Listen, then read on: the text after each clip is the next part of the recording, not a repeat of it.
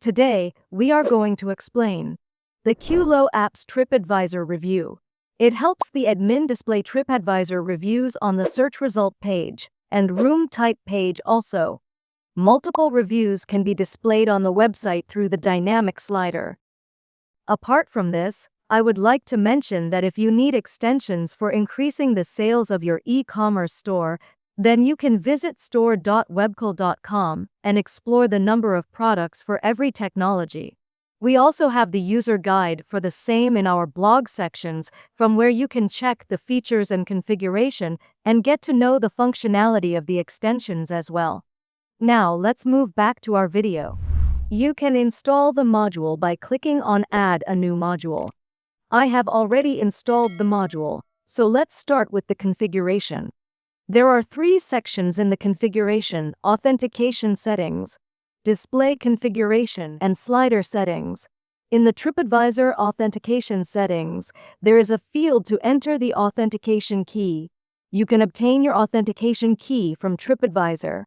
To display reviews for any hotel, you will need to enter the property ID for that hotel. Use the Click Here option to enter your property ID.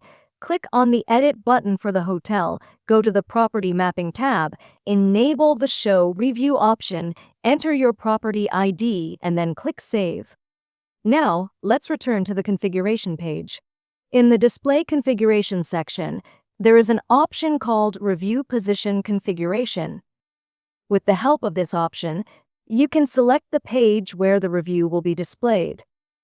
This option includes 3 different features: redirect for all reviews, redirect for every review, and redirect to the user profile page. When redirect for all reviews is selected, the review will redirect the user to the properties review section on the website. When redirect for every review is selected, the review will redirect the user to that specific review of the property on the website. When redirect to the user profile page is selected, the user will be redirected to the reviewer's profile page on the website.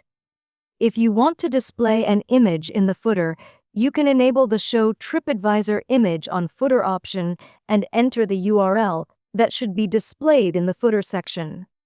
You can also select the position of the logo. There are 4 different position options available. You can preview each position by clicking on the Preview Position button. Footer most left, Footer Payment Info, Footer Notification, and Footer Explorer section. Let's go to the slider settings. There is an option called Auto Run.